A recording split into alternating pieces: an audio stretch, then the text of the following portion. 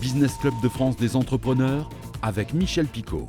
Bienvenue dans le Business Club de France des entrepreneurs. On commence tout de suite, si vous le voulez bien, par l'actu. Des conteneurs maritimes pour en faire des logements modulaires pour les saisonniers, étudiants ou encore dans des campings. La société Conteco s'est installée à Amiens pour lancer sa production à partir du mois de juillet. Objectif, produire 400 modules par an. Conteco a signé un premier contrat avec CMA CGM pour récupérer des conteneurs en fin de vie et les transformer ensuite en logements. Dénouement heureux pour les verreries de Bréa dans les Côtes-d'Armor, placées en redressement judiciaire en janvier dernier. L'entreprise a finalement été reprise par un collectif de 8 habitants de l'île.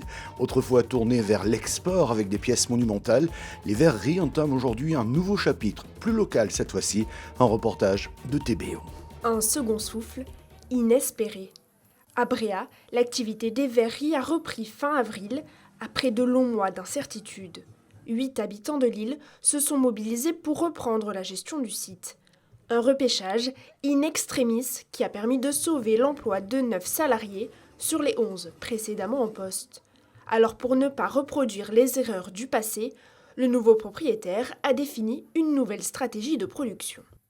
On va moins privilégier les affaires prestigieuses, on va plus s'orienter vers les gens qui viennent nous voir, vers le grand public, en proposant des objets plus accessibles, avec des prix à la portée de plus de gens. Et on va aussi ouvrir nos ateliers à ceux qui veulent venir faire des initiations au travail du verre et qui voudront aussi faire des stages pour apprendre à souffler le verre. Un pari qui pourrait s'avérer gagnant.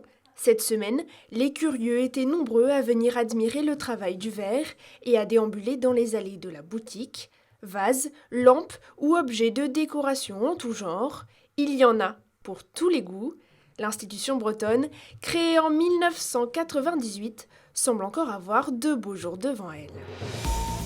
Les micro-entrepreneurs peuvent souffler du moins jusqu'à la prochaine loi de finances en 2026 où ce projet de faire payer la TVA aux micro-entrepreneurs pourrait revenir. Pour l'instant, tout est calme, rien ne bouge. L'abaissement qui était prévu à 25 000 € contre 37 500 ou 80 000 qui devait entrer en application au 1er juin est donc suspendu cette année. Les explications de Virginie Velu, expert comptable et commissaire aux comptes, associé également du cabinet BDS Associés de Troyes. Elle était mon invité dans l'émission L'Heure Écho sur Canal 32. Alors en fait, effectivement, c'est une mesure qui avait été prise dans la loi de finances 2025 et qui devait trouver à s'appliquer au 1er avril 2025. Et en fait, cette mesure consiste, je ne sais pas comment il faut conjuguer, mais en tout cas consistait à n'avoir qu'un seul seuil de 25 000 €, au-delà duquel tout redevable tout assujetti à la TVA devient redevable.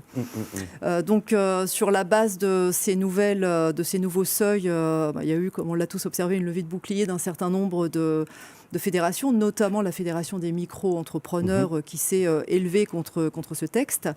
Et donc, dans un premier temps, il a été question de le reporter en juin 2025. Et là, aujourd'hui, nous avons eu un communiqué, il y a quelque temps, un communiqué qui nous indique que cette mesure est reportée jusqu'à la fin de l'année 2025, de façon à pouvoir discuter paisiblement avec les parties prenantes. Oui, mais vous vous rendez compte, même si c'est une micro-entreprise, comme c'est compliqué, quand on ne sait pas à quelle sauce fiscale on va être mangé.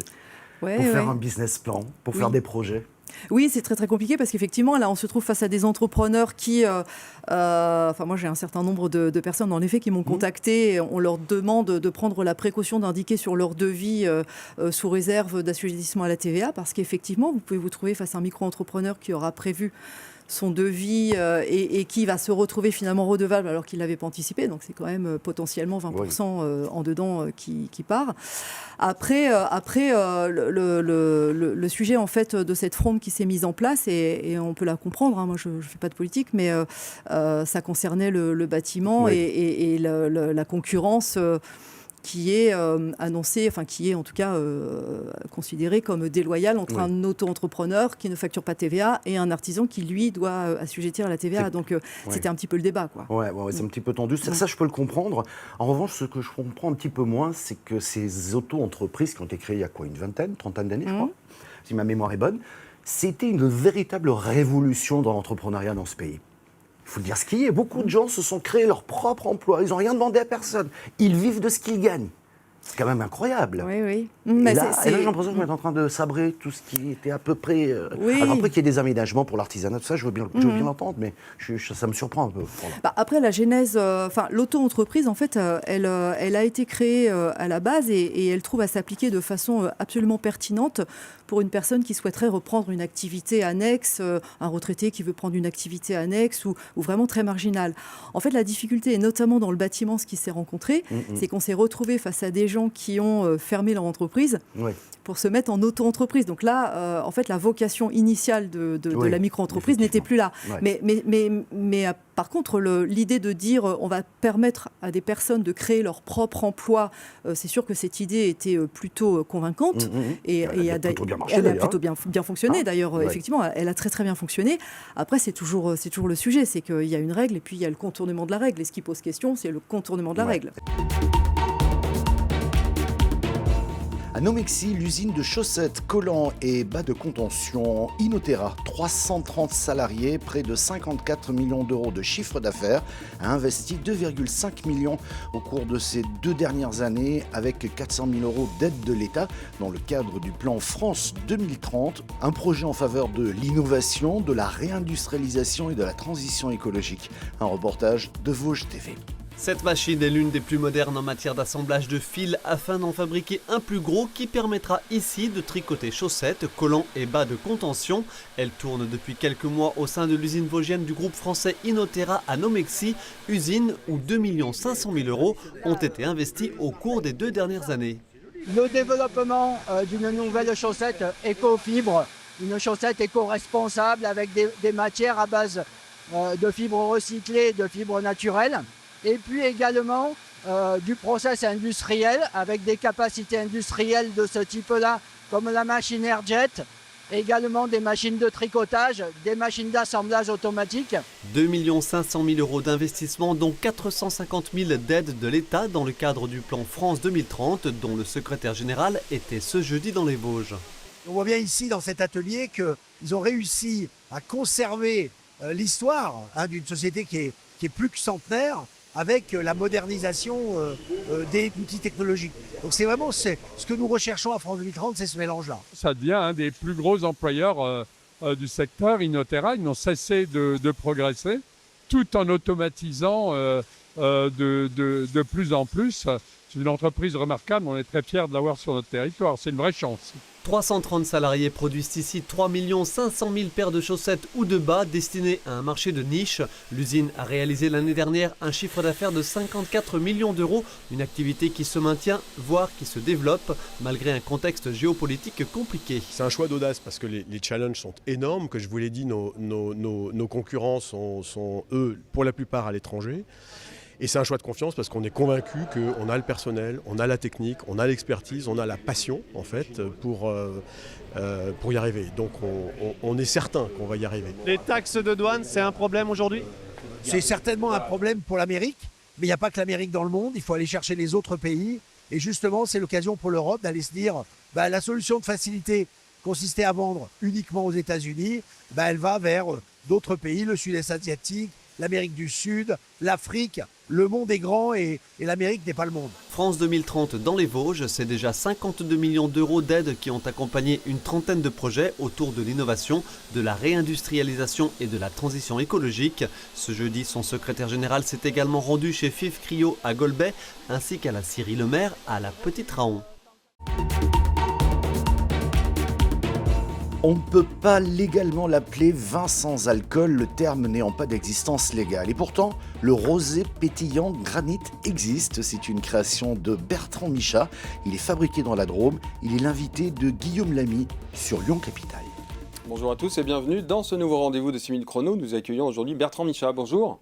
Bonjour. Alors, vous êtes le créateur de Granit Drinks qui est fait à Saint-Péret, donc c'est pas loin de Valence. Alors, Granit Drinks, c'est un rosé pétillant. Oui. Rosé pétillant, on en connaît, mais là, la spécificité, c'est que c'est complètement sans alcool. Et vous venez de remporter une médaille d'or au World Alcohol Free Awards 2025. Alors, on ne peut pas parler de vin parce que finalement, c'est un mélange de plantes aromatiques et de verjus. Alors expliquez-nous un peu le process de fabrication justement de ce rosé pétillant sans alcool. Ben voilà, oui, la principale différence avec le vin, c'est qu'il n'y a pas de fermentation.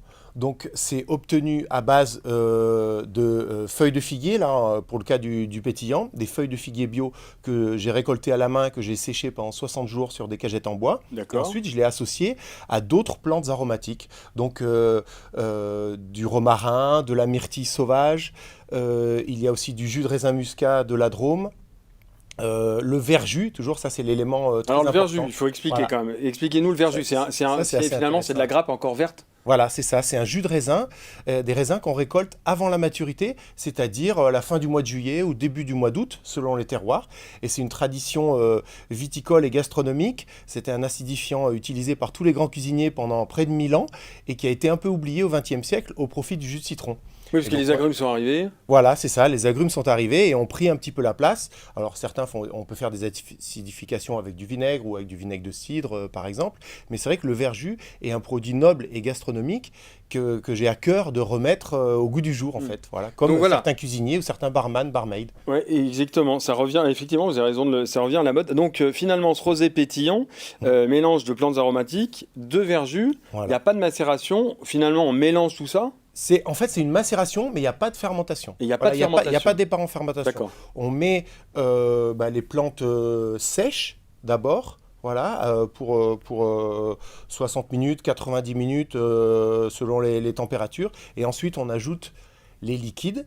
Et on laisse précipiter au moins toute une nuit, on laisse pour avoir le moins de filtration à faire possible et garder le plus de matière et le plus d'arômes et de qualité gustative de chaque élément. Donc finalement, un process de fabrication qui est relativement court. Relativement simple, oui, on peut dire. Les récoltes et l'assemblage, ça prend un petit peu plus de temps, mais la fabrication, on peut la faire sur 2 jours. Oui. Quel marché vous recherchez? Un marché français ou un marché américain? Non, américain. Non, américain pas pour l'instant, mais on va dire que je me suis développé graduellement autour de la région et puis aussi dans le reste de la France, puisqu'il y a maintenant un réseau assez important de cavistes ou épiceries qui font beaucoup de sans-alcool. Ouais, certains sont spécialisés dans le sans-alcool en fait. Il y avait 2 cavistes sans alcool en avril 2022. Aujourd'hui, il y en a 35 en France, avec 5 ou 6 projets d'ouverture là d'ici l'été. Merci d'avoir suivi le Business Club de France des entrepreneurs. Cette émission est disponible, vous le savez, en replay vidéo sur le site internet de votre télévision locale. Nous sommes également disponibles sur les bonnes plateformes de podcast. Oui, vous pouvez nous écouter. Merci également aux radios qui diffusent cette émission. On se retrouve la semaine prochaine.